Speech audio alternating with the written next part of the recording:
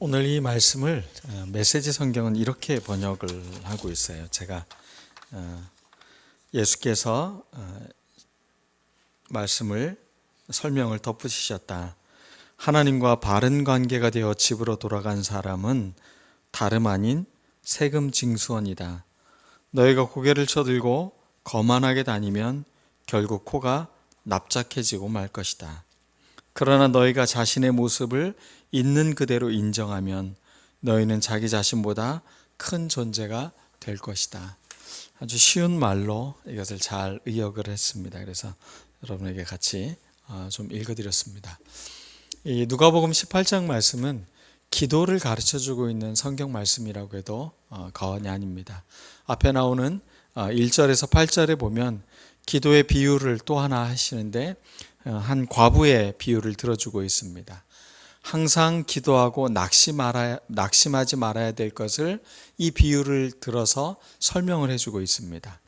이 과부의 이야기, 재판장이 의로운 사람이 아님에도 불구하고 이 과부가 시도 때도 없이 계속해서 가서 이야기를 하니까 이 재판장이 이 사람을 내가 돕지 않으면, 문제를 해결해 주지 않으면 계속 와서 나를 힘들게 할 것이니 빨리 이 사람을 좀 해결해 줘야겠다, 이런 마음을 먹는다는 겁니다.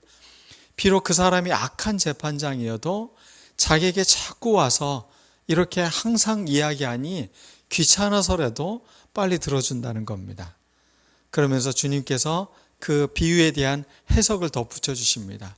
이것처럼 선하신 하나님께서 우리가 기도하고 우리가 바라는 것을, 그 원한을 풀어주지 않겠느냐. 그러므로 너희는 항상 기도하라는 겁니다. 그리고 부르짖고 낙심하지 말아야 된다고 가르쳐주고 있는 것입니다. 그리고 오늘 이어지는 본문이 기도가 어떤 것인지에 대한 또 이야기를, 두 번째 이야기를 하고 있습니다. 바리새인과 세리, 이 두 사람이 등장을 합니다. 바리새인은 기도라고 하기보다는 일러 바치는 것 같습니다. 마치 하나님께 내가 저 사람하고 나하고 좀 다르지 않습니까? 그러니까 나를 하나님 좀 더 사랑해 주시고 저 사람들은 조금 벌해 주십시오라고 마치 일러 바치는 어린아이 같은 모습의 기도의 모습을 볼 수가 있습니다. 그런데 이 바리새인의 기도는 고발하는 기도이기도 하지만 굉장히 자기 우월감에 가득 차 있는 기도이기도 합니다. 비교우위라고 하죠. 자기들이 세리와 같지 않음을 감사하고 있어요.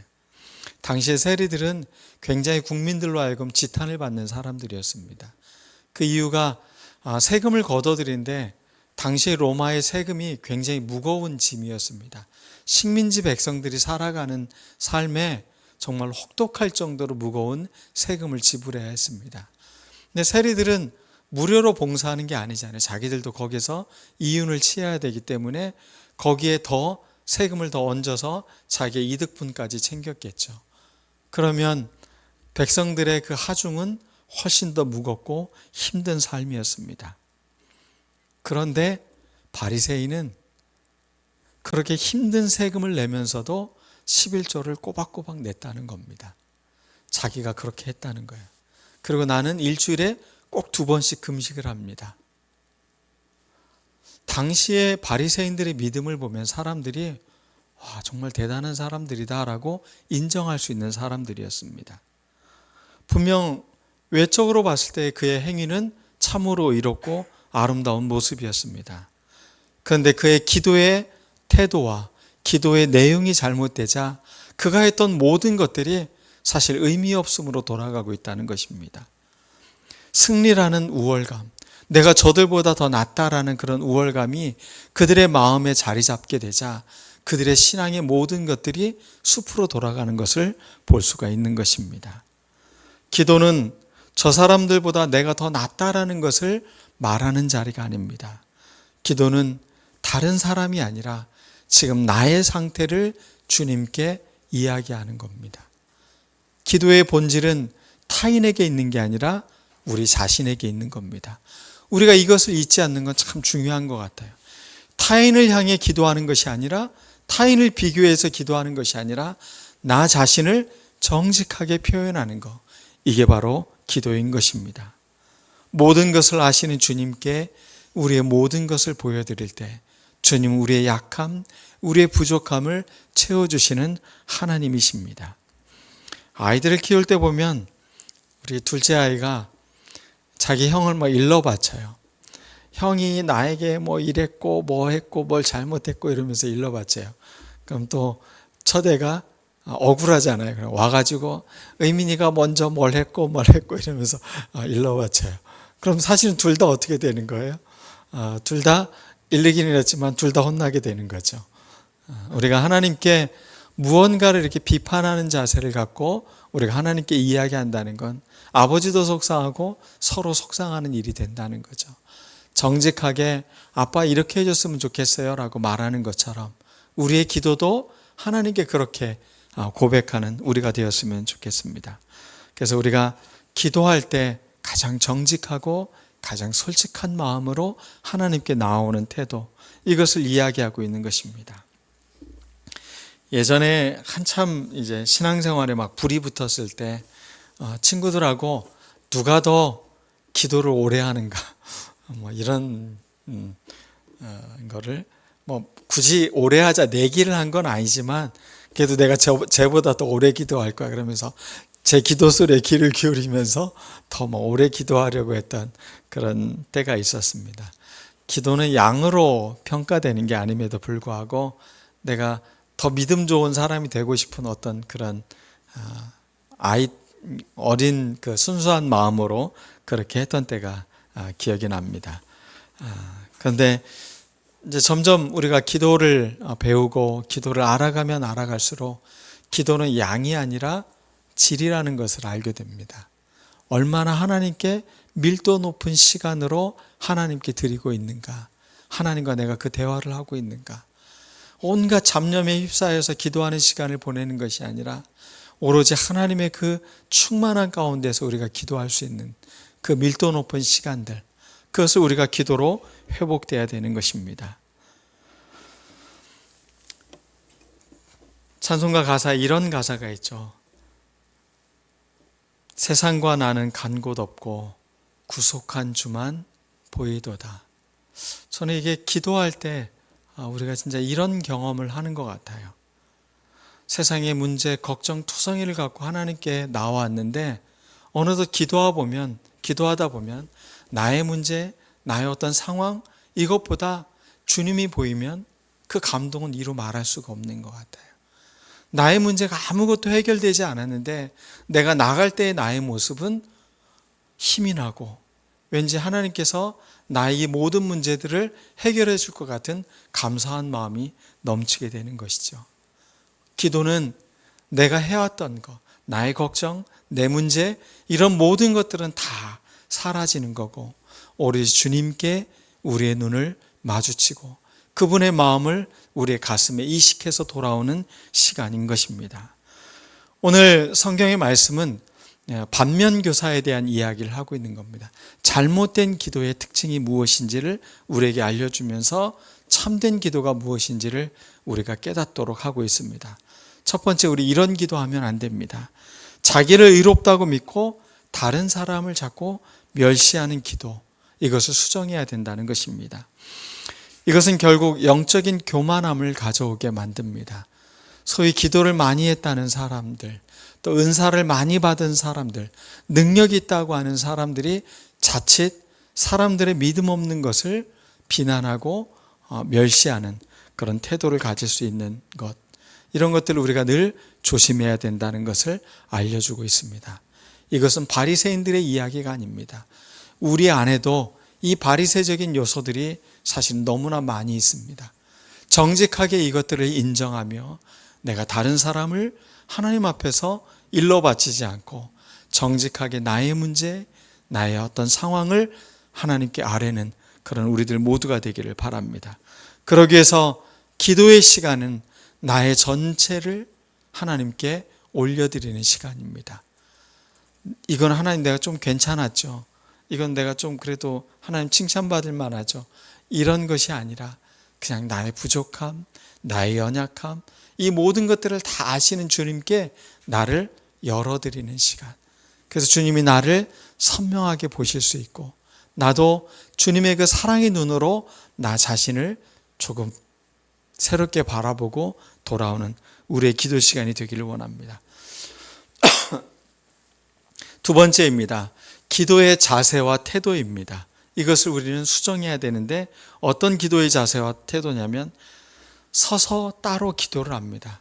이것을 광장에 서서 사람들에게 보이려고 바리새인들이 기도했다고 마태복음에 기록되어져 있어요. 이런 것처럼 우리의 기도가 누군가가 보는 거, 의식하는 기도가 아니라 진정으로 하나님과 나와의 기도. 그래서 마태복음은 그래서 너희들은 골방에서 기도하라 라는 말을 하고 있죠. 내 마음에 보여주고자 하는 마음이 자꾸 생기면 골방으로 가서 기도하시길 바랍니다. 남들이 보는 게 불편하고 또 내가 자꾸 남들을 의식해서 기도한다면 이렇게 골방으로 오시길 바라겠습니다. 기도실에 잠글 수 있는 것도 만들어놨고 기도 중이라는 팻말도 해놨으니까 여러분들이 그렇게 기도하러 자주 오셨으면 좋겠어요. 그래서 이 골방의 시간, 하나님과 나와 단독으로 만날 수 있는 이 멋진 시간들을 여러분들이 많이 가질 수 있기를 바랍니다. 진실된 자기 표현, 그게 우리가 기도할 때 가장 밑바닥에 있어야 되는 마음인 것입니다. 세리의 기도는 이랬습니다. 멀리 서서 감히 눈을 들어 하늘도 쳐다보지 못했다고 합니다. 자기의 잘못이 너무 부끄러워서 하나님을 향해 고개조차 들지 못하는 그 마음입니다. 그리고 자기 가슴을 치었다라는 표현을 쓰고 있습니다. 애통하는 마음이 있는 겁니다. 내가 이렇게 살면 안 되는데 하나님이여 불쌍히 여기소서 나는 죄인입니다. 이 기도의 결과는 오히려 바리새인의 기도보다 저 세리의 기도가 하나님과 올바른 관계를 형성하고 되돌아가게 되었다는 겁니다. 더 의로운 기도를 했다는 것입니다. 우리의 기도가 어떤 기도여야 하는지 다시 한번 알려주는 귀한 말씀인 것입니다. 하늘을 쳐다보지 못하는 태도, 얼마나 부끄러웠을까요? 얼마나 죄책감이 많았을까요? 얼마나 마음이 무너져 내렸을까요? 저는 기도가 정말 안 될 때는 언제냐면 이때 오히려 기도가 안 되더라고요. 내가 부끄럽고 내가 속상하고 내가 뭔가가 좀 일이 잘 안 될 때 오히려 기도의 자리에 나가기가 더 싫더라고요. 오히려 내가 좀 잘 되는 것 같고 감사도 넘치고 이럴 때 기도하는 것은 오히려 쉬웠어요. 하나님 너무 감사합니다. 이러해서 너무 좋습니다. 이렇게 기도를 하는데 뭔가 내 안에 심각한 문제들이 나를 막 흔들고 있을 때는 오히려 기도의 자리에 가기보다는 자꾸 멈칫멈칫하는 나의 모습을 보게 됩니다. 우리가 정말로 기도해야 될 때 그건 내가 실망스러울 때입니다. 나의 부끄러움이 보일 때입니다. 하나님 앞에 정직하게 나를 드러내 봐야 할 때, 그때가 우리가 기도할 때라는 것을 잊지 말아야 되는 것입니다. 바리새인의 경건과 신앙행위는 당시에는 굉장히 믿음 좋은 사람의 대표적인 것이었습니다. 그들은 토색하거나 불의하거나 간음을 하는 자들과 같지 않았습니다. 또 이 세리들처럼 백성들을 힘들게 하는 사람도 아니었습니다. 어떻게 보면 오늘날 보면 더 예쁜 신앙 행위를 하고 있는 사람들이 이 바리새인이라고 볼 수 있는 것입니다. 그들은 일주일에 2번씩 금식을 했습니다. 소득의 11조를 냈습니다. 그들의 믿음의 행위는 참으로 굉장한 헌신이었습니다. 근데 어떤 분이 이 본문을 오해해서 그러니 우리는 헌금을 안 해도 된다. 이렇게 늘 우리가 잘못했습니다라고 기도만 하면 된다라고 생각하는 분들이 있는데 그것은 본문을 아주 잘못 오해하고 있는 것입니다. 이 본문이 가져다주는 가장 중요한 것은 무엇입니까? 신앙의 행위라는 것이 하나님 앞에 은밀하게 행해진다는 것입니다. 보여지기 위한 것이 신앙의 행위가 아니라는 겁니다. 은밀하게 하지만 그것을 하나님께서 아시는 그분께서 우리의 모든 것을 채워주시고 충족해 주신다는 것입니다. 그러기 위해서 신명기서는 우리에게 이러한 교훈을 주고 있습니다. 누가복음은 18장이고 신명기는 8장입니다. 14절에서 20절에 이런 말씀이 있습니다. 네 마음이 교만하여 내 하나님 여호와를 잊어버릴까 염려하노라. 여호와는 너를 애굽 땅 종되어진 집에서 이끌어내시고 너를 인도하여 그 광대하고 위험한 광야 곧 불뱀과 전갈이 있고 물이 없는 간조한 땅을 지나게 하셨으며 또 너를 위하여 단단한 반석에 물을 내셨으며 내 조상도 알지 못하던 만나를 광야에서 내게 먹이셨나니 이는 다 너를 낮추시며 너를 시험하사 마침내 내게 복을 주려 하심이었느니라. 이스라엘 백성들이 구원을 받았는데 그들에겐 불만투성이었어요. 오히려 차라리 애굽 땅이 더 좋다라고 그들이 말을 할 정도였어요.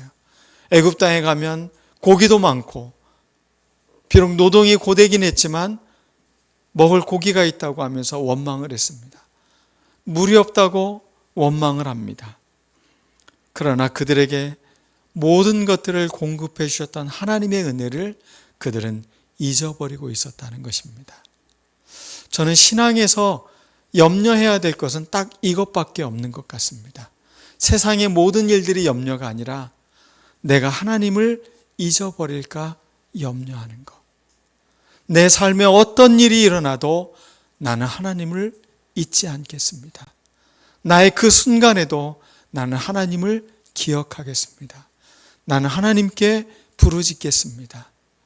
나는 하나님께 내 마음을 아뢰겠습니다. 이게 우리가 기도해야 될 신앙인 것입니다. 여러분이 염려할 것은 세상의 걱정이 아니라 내가 행여나 너무 잘 돼서 너무 안 돼서 하나님을 잊어버리지 않도록 늘 우리가 기도해야 되는 것입니다. 신명기 8장 17절에 이렇게 이어지고 있습니다. 그러나 네가 마음에 이르기를 내 능력과 내 손의 힘으로 내가 이 재물을 얻었다 말할 것이라. 사람들이 어떤 마음이 드냐? 내가 했다는 겁니다. 저는 바리새인이 실수한 게 바로 이 실수라고 생각을 합니다. 내가 의롭고 내가 이렇게 열심히 했고 내가 이렇게 많은 희생을 했으니 라고 드러내면서 결국은 하나님을 놓치고 마른 것입니다. 내 하나님 여호와를 기억하라. 그가 너에게 재물 얻을 능력을 주셨습니다. 이 모든 것도 하나님이 주신 은혜였다라는 것을 깨닫는 것. 이것은 너무나 중요한 것입니다. 은혜였습니다. 은혜였습니다. 우리의 이 모든 것이 다 은혜였습니다. 이 믿음의 고백을 잃지 않는 것, 그게 바로 세리가 하나님께 구했던 은혜를 구하는 태도였습니다. 자기에겐 너무 부끄럽고 초라한 것들 투성이지만 하나님의 은혜를 구하는 겁니다. 이게 우리를 하나님 앞에 바르게 살아가게 만드는 태도인 것입니다. 놀랍게도 하나님을 잃어버리면 자기들 마음 안에 자기의 능력으로 얻은 거라고 생각하면 주어지는 게 있습니다.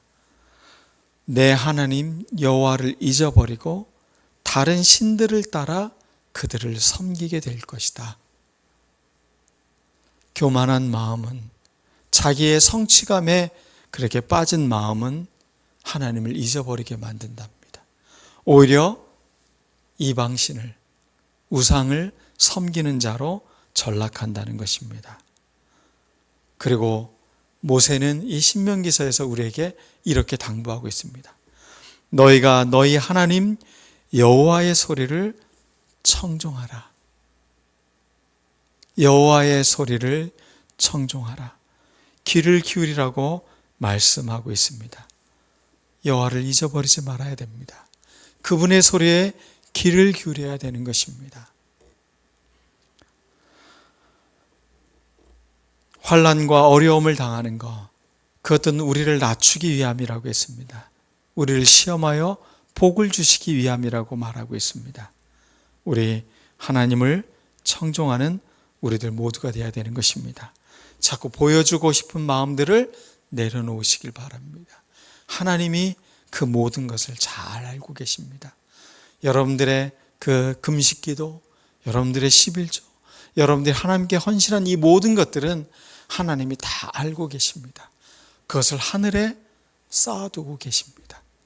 여러분의 모든 행위는 하나님이 모두 기억하고 하나님이 받으시는 겁니다. 이것으로 충분합니다. 보여지기 위한 것이 아니라는 것입니다. 우리는 그래서 오늘 말씀을 통해 두 가지를 조심해야 됩니다. 영적 우월감을 조심해야 됩니다.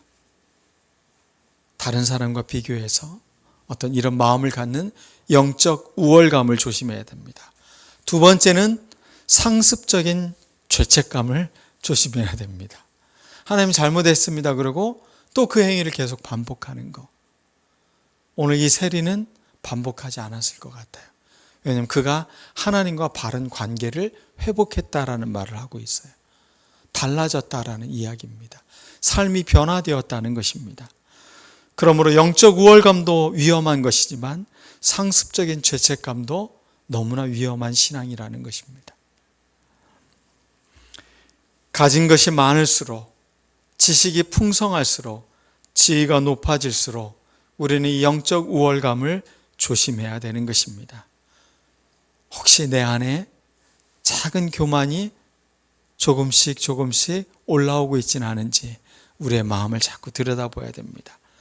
그러므로 하나님 앞에 우리가 나아갈 때는 늘 두렵고 떨린 마음으로 나아가는 것입니다. 저는 이것이 조심스러움, 거룩함이라고 생각을 합니다. 하나님께 나아가는데 이 조심스러움이 없으면 안 됩니다.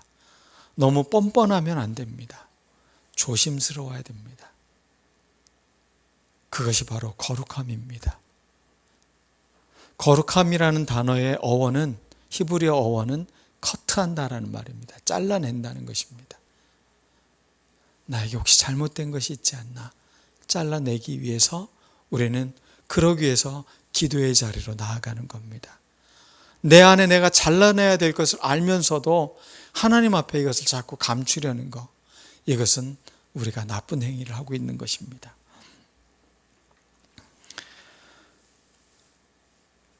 우리는 기도할 때 눈을 감죠. 물론 눈을 뜨고 기도하셔도 됩니다. 근데 우리가 기도하러 눈을 감고 눈을 뜨면 우리에게는 새로운 눈이 열리는 겁니다. 기도하러 들어갈 때는 내 눈으로 보고 내 눈으로 세상을 판단하고 살았던 눈이었다면 기도하고 난 이후에는 내 눈이 아니라 주님의 눈으로 사람들을 바라보고 문제를 바라보고 주님의 눈으로 살아가려고 하는 마음이 눈뜨는 것입니다. 기도할 때는 마음 한가득 근심과 걱정으로 가득 차 있었습니다. 그러나 기도하고 나아갈 때는 그리스도의 심장을 이식해서 우리가 나아가는 것입니다. 물론 나는 너무 화가 나고 속상하고 저 사람이 너무 미운데 기도하고 났더니 주님의 그 큰 사랑의 마음을 이식받고 났더니 주님, 내 힘으로는 어려운데 주님의 마음으로 내가 그 사람을 사랑합니다. 용서합니다. 우리의 기도는 늘 이 기도의 반복인 것입니다. 내가 무엇을 얻었다고 교만한 마음을 갖는 것이 아니라 내가 주님을 얻는 것입니다. 기도는 주님으로 가득 찬 놀라운 경험인 것입니다. 성녀라고 불리는 아빌라의 테레사는 기도에 대해서 이렇게 말을 합니다. 여러분이 기도의 자리에 있다면 예수님께서 당신 앞에 서 계신다고 상상하십시오.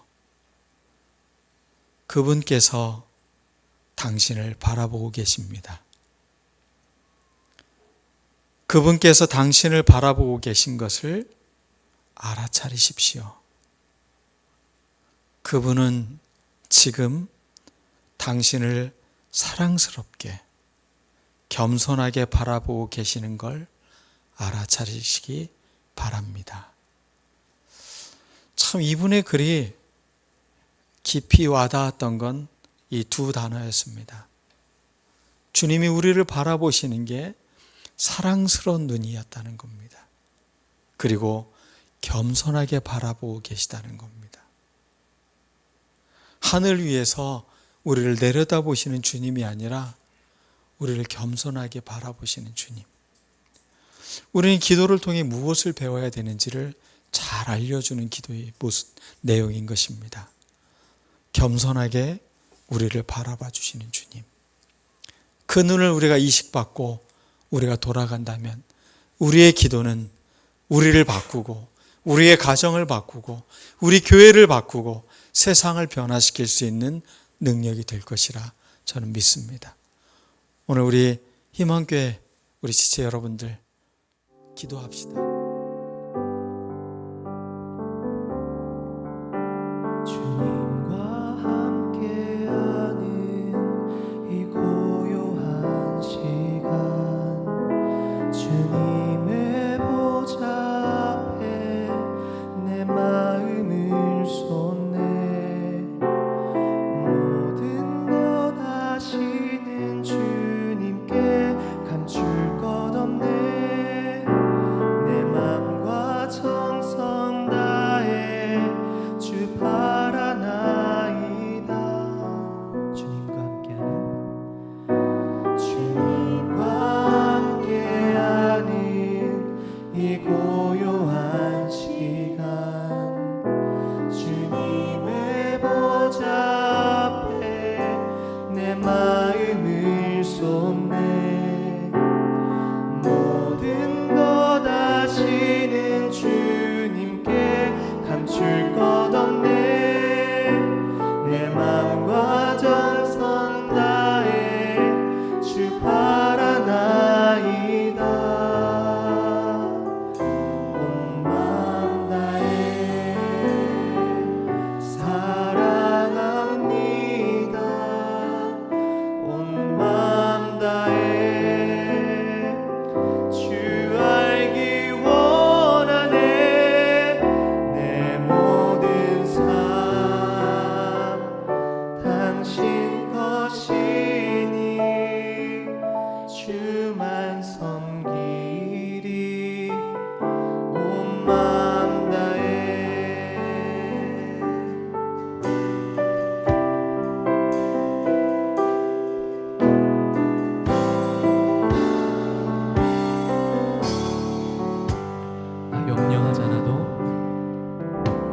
나 염려하잖아도 내 쓸 것 아시니. 나 오직 주의 얼굴 구하게 하소서. 다 이해할 수 없을 때라도 감사하며 날마다 순종하며 주 따르오리다. 온 마음 다해 사랑합니다. 온 마음 다해 주 알기 원하네. 내 모든 삶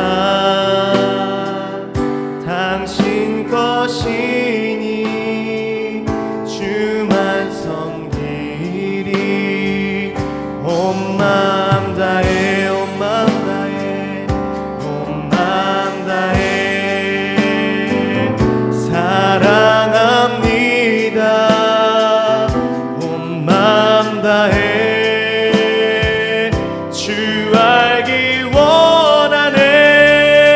내 모든 삶 당신 것이니 주만 섬기리.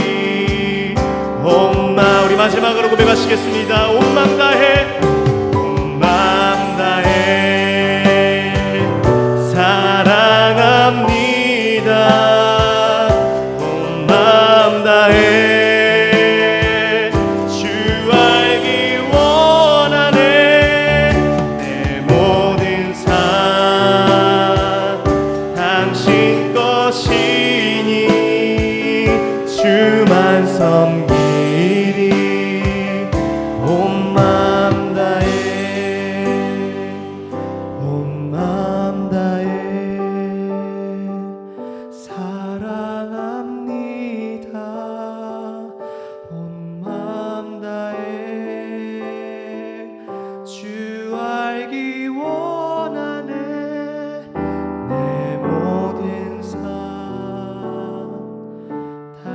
주신 것이